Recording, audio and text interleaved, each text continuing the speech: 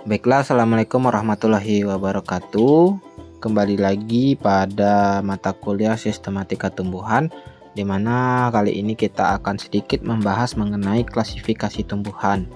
Nah, dalam video ini tentunya saya akan sedikit menjelaskan mengenai pengertian dan tujuan klasifikasi, lalu sejarah sistem klasifikasi, dan saya akan sedikit menyinggung mengenai tingkatan klasifikasi. Nah, menurut pengertiannya, klasifikasi ini adalah penyusunan makhluk hidup secara teratur ke dalam suatu hierarki. Nah, menurut Hamakonda tahun 2008, klasifikasi adalah pengelompokan yang sistematis daripada sejumlah objek, gagasan, buku, atau benda-benda lain ke dalam kelas atas golongan tertentu berdasarkan ciri-ciri yang ditentukan.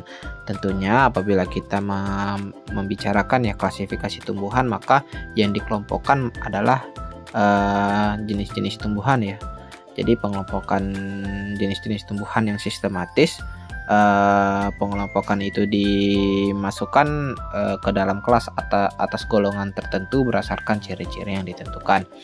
Lalu jadi klasifikasi ini apa sih tujuannya? Nah, yang pertama yaitu mengelompokkan makhluk hidup berdasarkan persamaan ciri-ciri yang dimiliki.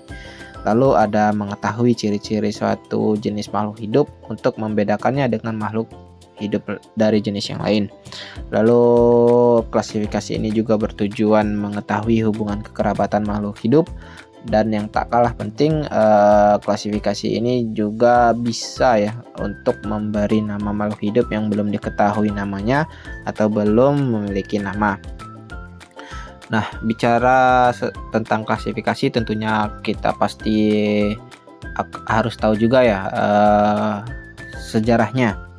Nah, sejarah sistem klasifikasi ini terdiri dari beberapa periode sistem klasifikasi berdasarkan perawakan, lalu periode sistem klasifikasi buatan dan klasifikasi numerik, lalu periode sistem klasifikasi berdasarkan kekerabatan, periode sistem klasifikasi berdasarkan filogeni, dan terakhir yaitu berdasarkan molekular.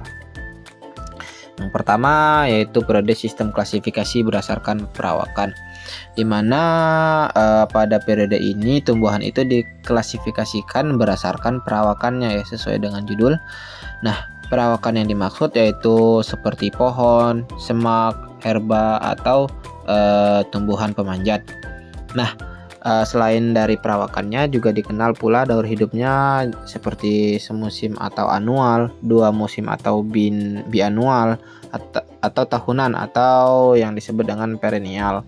Nah, ada juga ciri-ciri yang lain seperti perbedaan bunga penyembung tidak terbatas dan terbatas, perbedaan posisi ovarium, lalu ada beberapa tokoh ya seperti yang ditulis oleh Theophrastus untuk pertama kalinya, seperti pada pengelompokan kapas, lada, kayu manis, dan pisang. Lalu ada buku Historia Plantarum buku ini menandakan bahwa dimulainya botani ilmiah, lalu menelaah perkecambahan biji dan pertumbuhan semai, lalu mengklasifikasikan daun-daun dan memperhatikan penataan daun pada batang, lalu mengamati penyebaran tumbuhan dan kaitannya dengan lingkungan. Nah, dalam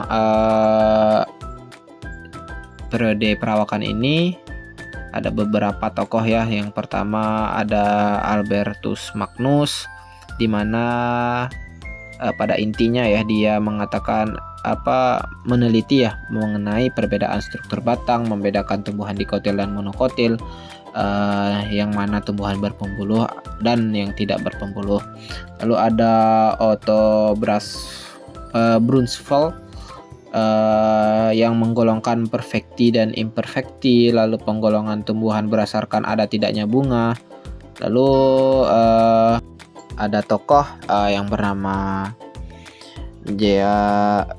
Jan Johann Bauhin yang hasil ilustrasinya yang bergambar Historia Plantarum Universalis, yaitu mengenai sinonim 5000 tumbuhan. Lalu ada Andrea Caesalpino Dalam bukunya The Plantist dikemukakan dasar-dasar klasifikasi 1500 tumbuhan. Lalu ada Gaspard Bauhin, di mana dia ini menulis buku bernama Pinax Theatri Botanici, di mana buku ini berisi intinya itu mengenai tekstur dan bentuknya tumbuhan. Orang pertama yang memakai tata nama binomial untuk jenis. Lalu ada Joseph Pitton de Tournefort, di mana mengemukakan bahwa tumbuhan berbunga menjadi dua kelompok, pohon dan herba. Ciri-ciri bunganya mempunyai petal atau tidak, bunga tunggal atau majemuk. Lalu ada John Ray yang menyusun sistem klasifikasi dengan dasar tumbuhan yang terlihat serupa dikelompokkan bersama pioner sistem alam. Sistem klasifikasi Ray ini ada tumbuhan berkayu dan herba, dikot dan monokot, serta kelas-kelas berdasarkan tipe buahnya, tipe daun dan bunganya. Sistemnya ini didasarkan atas bentuk dan morfologi dari struktur tumbuhan. Lalu geser ke periode klasifikasi buatan dan klasifikasi numerik, ada suatu tokoh terkenal yaitu Carlos Linnaeus, di mana sistem Linnaeus ini disebut juga dengan sistem seksual.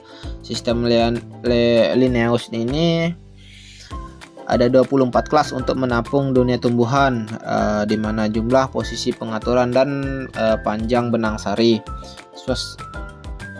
Sistem ini merupakan sistem yang kaku dan tidak alamiah sebenarnya, tapi memudahkan identifikasi dan determinasi tumbuhan.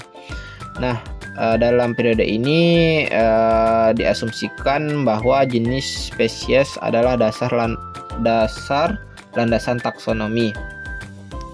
Ada buku Species Plantarum 1753 yang tahun titik tolak berlakunya tata nama tumbuhan, terutama tumbuhan pembuluh yang disempurnakan dan disunting ulang oleh Carl Ludwig Willdenow. Lalu geser lagi ke periode sistem klasifikasi berdasar kekerabatan. Jadi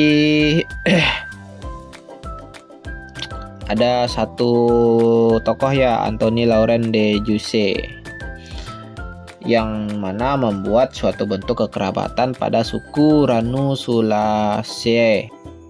Periode ini itu berlangsung pada separuh abad 18, di mana saat-saat penting yaitu banyak tumbuhan hidup dan biji yang diherbariumkan. Lalu ada juga pengetahuan yang dipelajari organografi dan fungsi tumbuhan.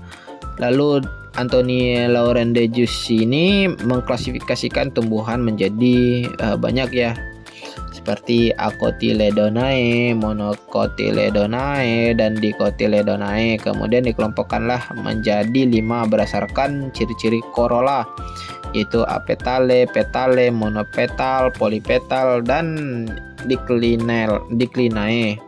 Lalu usulan klasifikasi ini terbit tahun 1789 dalam bukunya Genera Plantarum.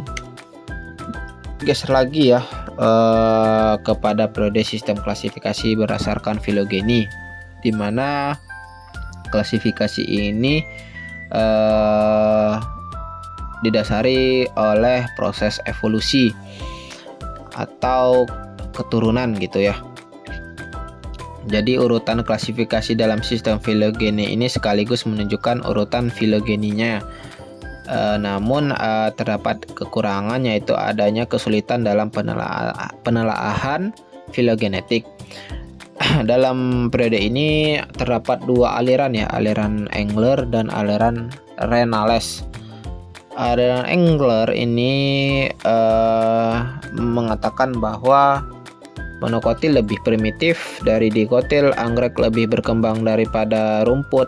Tumbuhan dikotil yang tidak memiliki perhiasan bunga dianggap jenis primitif dibanding yang mempunyai mahkota bunga.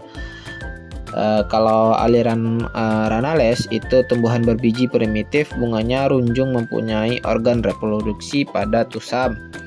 Lalu bunga primitif mempunyai bagian yang banyak, lengkap, dan sistem penyerbukannya dibantu oleh serangga.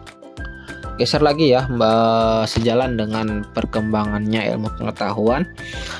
Lalu yang terakhir ini yaitu periode sistem klasifikasi molekular, di mana data-data molekular dapat mendukung data lain seperti morfologi dan anatomi tumbuhan ya jelasnya ya. Keragaman asam nukleat lebih banyak digunakan dalam menginterpretasikan kekerabatan tumbuhan. Lalu data-data molekular sendiri mungkin tidak menyediakan hasil yang paling akurat tentang hubungan kekerabatan, itu salah satu kekurangannya. Jadi itulah sejarah sistem klasifikasi. Lalu kita akan bergeser mengenai tingkatan klasifikasi. Yang pertama atau yang paling tinggi yaitu adalah kingdom, di mana kingdom atau regnum merupakan tingkatan takson tertinggi dengan jumlah anggota takson terbesar. Organisme di bumi dikelompokkan menjadi beberapa kingdom gitu ya. Adalah Plantae, ada Animalia gitu ya, dan lain-lain sebagainya. Lalu ada divisi atau filum, di mana divisi atau filum ini merupakan takson yang berada di bawah kingdom. Divisi digunakan untuk takson tumbuhan dan sedangkan filum digunakan untuk takson hewan. Lalu di bawah filum itu ada yang namanya kelas. Ini ditandai dengan nama kelas yang menggunakan akhiran yang berbeda-beda. Antara lain contohnya dengan akhiran edonae untuk tumbuhan berbiji tertutup, Opsida untuk lumut, dan lain sebagainya. Contohnya Bryophyta ini diklasifikasikan menjadi 3 kelas, yaitu Hepaticopsida atau lumut hati, Anthoceropsida atau lumut tanduk, dan Bryopsida itu lumut daun. Lalu di bawah kelas yaitu ada ordo atau bangsa, di mana ordo atau bangsa ini biasanya menggunakan akhiran ales dalam sistem tanda nama tumbuhan ya, dalam klasifikasi tumbuhan. Contohnya Amborellales, Niphaeales, Rosales, dan lain sebagainya. Lalu di bawah ordo atau bangsa ini ada yang namanya famili atau keluarga, di mana famili ini biasanya berakhiran ACAE atau AC gitu ya cara bacanya. Seperti contohnya Asteraceae, Raceae, Iridaceae, dan lain sebagainya. Nah, di bawah famili itu ada genus atau marga, di mana genus atau marga ini huruf penulisannya itu harus huruf besar pada kata pertama dan dicetak miring dalam kalau pengetikan itu haruslah cetak miring atau digarisbawahi dalam penulisan biasa, seperti genus Eupharbia, Begonia, Solanum, dan lain sebagainya. Nah, di bawah genus itu ada yang namanya spesies. Nah, nama spesies ini memiliki 2 kata. Kata pertama merupakan nama genus dan kata kedua merupakan spesiesnya. Contoh pada genus Rosa itu ada Rosa canina, ada Rosa gigantea, dan lain sebagainya. Nah, mungkin itu saja yang dapat saya sampaikan mengenai klasifikasi tumbuhan ini. Semoga bermanfaat. Wabillahi taufik wal hidayah. Wassalamualaikum warahmatullahi wabarakatuh.